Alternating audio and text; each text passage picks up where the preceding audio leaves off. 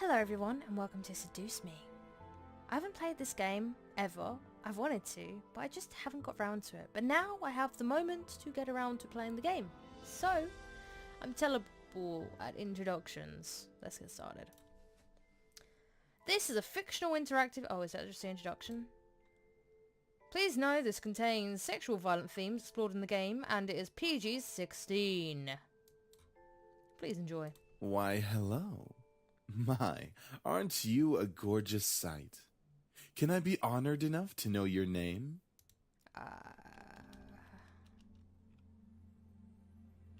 Lily. A lovely name for a lovely person like you. Wonderful. Eric, do your job. Very well. This game was produced by Seraphim Entertainment under the direction of Michaela Laws and is powered by SENPAI Visual Novel Engine. We truly hope you'll enjoy this story. I know I'll enjoy it, since you'll be in it. Sorry. I mean, yes, delightful. Eric. Fine. Farewell, my sweet. He's a bit strange. Come on! Is that all you got? Wanna try me, asshole? Jesus. Crap! Missed. Let's retreat for now. No kidding. Let's get out of here. That's right. You better run, you stupid punks! Stay out of our territory! Call it fate or call it coincidence. That one moment of violence started a chain of events I will never forget. This formula, created in the 70s, is one of the most important in the field of financial theory. It is used to calculate the price of European-style options and is widely used by option marketers, though there are some discrepancies that are now corrected with the modern viewpoint. Rain. It's been a long time since we've gotten rain around here. But it's the season for raining weather. So it's not exactly that surprising. Try being in England. Personally, I love the sound of it.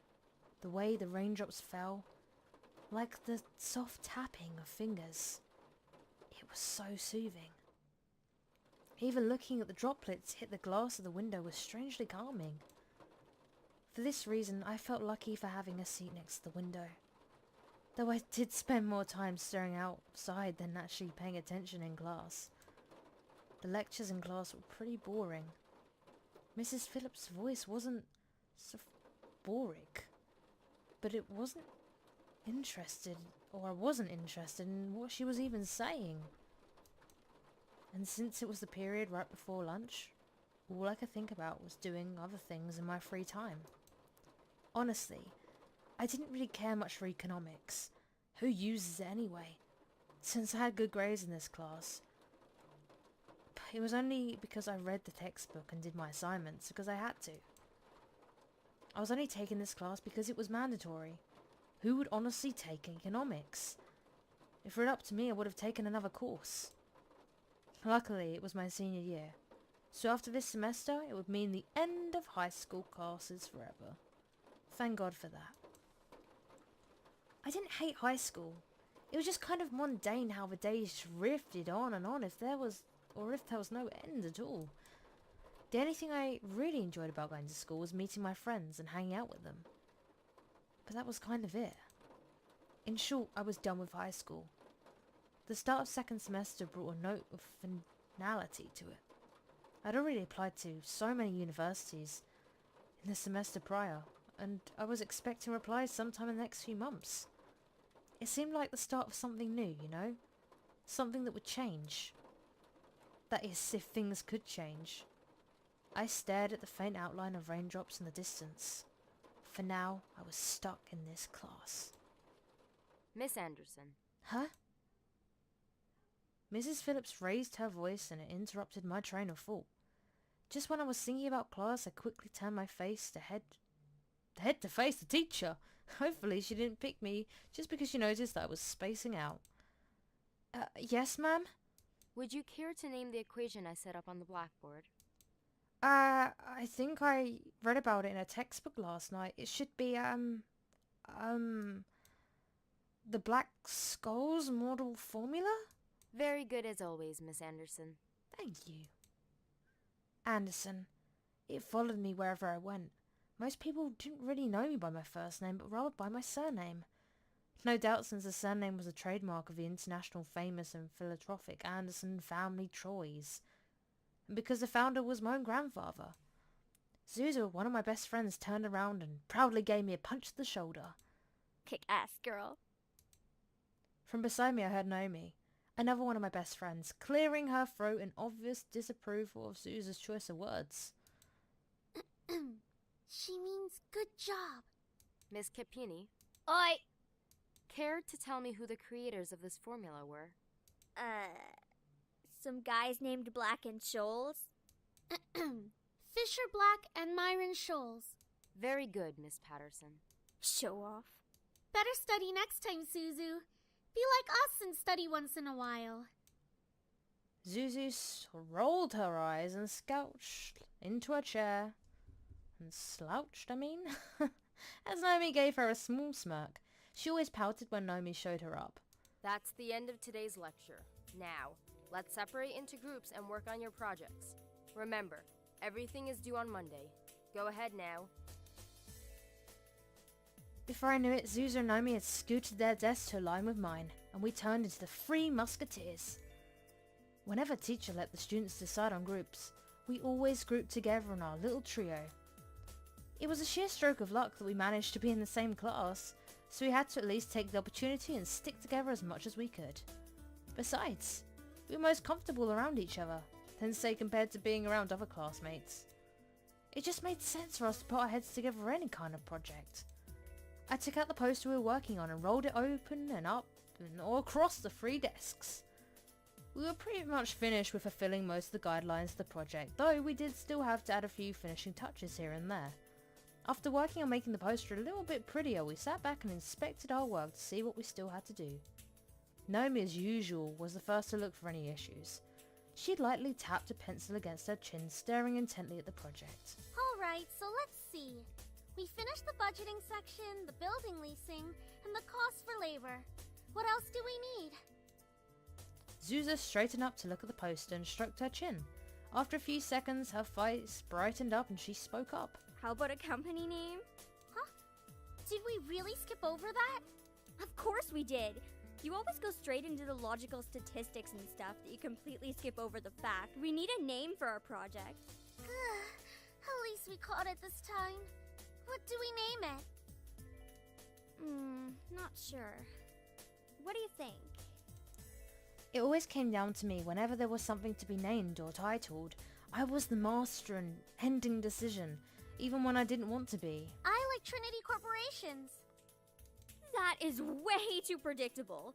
How about the Dragon Company? What do dragons have to do with our project? What? It's a totally unpredictable name. It's hot. But our company sells bubblegum.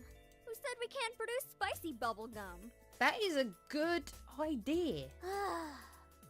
What do you think? Yeah. What do you think? Both of them looked at me expectantly, even though I wasn't quite sure myself. I didn't really want to choose sides, but if it were up to me, I would say I like Dragon Company. Booyah! Dragon Company it is! Alright, now that we've decided on a name, now what? As we ended our name game, a giggle scrambled my thoughts. Huh? Who was that? Ignore it, it's just Lisette. I looked over my shoulder to see someone laughing with her circle of friends, mostly comprised of popular people that were practically friends with everyone in school. As a result, everyone in school knew them. In the centre of it all was Lisette White. She sat with a posture that indicated she was still working, but that she also was ready to have a casual conversation and chat about her day. She had an enduring balance of charismatic and awkward, which was really rapidly apparent when she first talked to someone. It was easy to make her smile and laugh, and she was quite the comedian as well. Basically, she was perfect. Not that she was like a robot or something, but she was a student that everyone else wanted to be. Lisette was bright, easygoing, above all, had a future laid out right in front of her. Unlike the average student, she knew what she wanted to do after high school. As a result, she was confident and ambitious, though sometimes it could rub a lot of people the wrong way. Moreover, I'd known her ever since I was young, but it ultimately resulted in rivalry that continued today. Of course, my friends knew that was between us, and upon seeing me glance at her, they shifted their attention to her. She doesn't even look like she's working, in my opinion. She probably is, but she's too much of a stuck-up priss to allow herself to look like she's actually doing work. Oh, come on, Suzu. She may be a little off-putting, but she's not the giant priss that you're making her seem to be. The day she isn't a priss is the day I turn into you. What's that supposed to mean? Never mind. It's about time! Let's bail! Unsurprisingly, Azusa was the first out of the classroom, slinging her backpack over her shoulder with ease as quickly, and she strolled out the door. Her seat isn't even closest to the exit, and she always manages to be the first one out of the door. I don't think I'll ever understand that. Me and you both know me. She gave me a smile, as if relieved by the fact that I felt the same way she did. See? Why can't she just be normal like the two of us? It's Susan, Naomi. Think about it. Very true. Man, you guys are slow. Are you coming or what? We heard you the first time. Not everyone has rocket boosters attached to their legs when the bell rings. Are you kidding me? That class was ridiculously boring. Even Miss Valedictorian here was dozing off a bit. I do have to admit I was spacing out. And just because I answered one question doesn't mean I'm automatically the valedictorian. Okay, so it wasn't too interesting. But you should at least pay attention when Phillips is talking about the important parts. So you finally admit it. We're finally on the same wavelength. Welcome to the club, Patterson. Please, don't call me by my last name. This isn't the classroom. And never in a million years will we ever see things eye to eye. Despite this, they both burst out in laughter. Normally anyone would think the opposites like that wouldn't ever associate with each other. But even though they were so different, their friendship somehow made a lot of sense. Maybe they were just perfect complements, or personally just didn't dictate the possibility of their friendship. After all, we three had been best friends since preschool. Alright, so where are we heading to first? Cafeteria? I think we can all agree that we're really hungry, especially after hearing about our company's line of deliciously spicy bubblegum. Who would even buy that? I wonder. I would? Spicy bubblegum? Come on. Me? I would pay good money to get a taste of it. You do like spicy food after all. We entered the cafeteria, a bustling room filled with the aromas of different kinds of food. As we got in line, we ordered our meals and chatted freely. Cajun fries and the spicy chicken burger for me. That's my definition of a good meal. Oh god, that does sound good. Oh man, I'm hungry now. I'll take a tuna sandwich and some juice. You're probably going to need water or something to curb all that spicy flavor, Suzu. I can't be tamed by the likes of that. If it's spicy, then it's gotta be all or nothing. You're crazy! Hell yeah, I'm crazy. I think I'm getting a migraine. I think I'll go with... Cajun fries and spicy Cajun burger. Might as well go spicy today. Once we got our food, we settled down at the empty seats, putting our backpacks aside and finally digging into our food. Azusa leaned back in her chair, tilting it back so she could rest her feet on the table by her food. Alright then, is there anything we want to talk about? Bored already? I know, let's talk about... Say boys and I will never speak to you ever again. I like Azusa. Aw, why not? What's so interesting about talking about guys? It's not like any of us are gonna get boyfriends anytime soon. Preach! We don't know that. What if one of us does get a boyfriend? Like that's going to happen, Naomi. Look at us. I'm a tiny Italian. You're a ditzy blonde. Hey! No offense.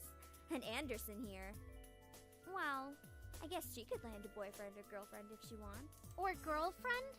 She can be a lesbian if she wants. True. What? That's okay, Azusa. I'm not sure I want a boyfriend yet. Why not? It's our senior year. Might as well get a boyfriend. Maybe she's just not interested in a relationship, Suzu. Well, really wasn't about wanting a relationship, but more that there was no one interesting enough to be in a relationship with. Don't get me wrong, I'm an open person, but there were not many interesting guys in school to go out with. Who knows, time will tell, right? Naomi looked at me, wanting to continue the conversation.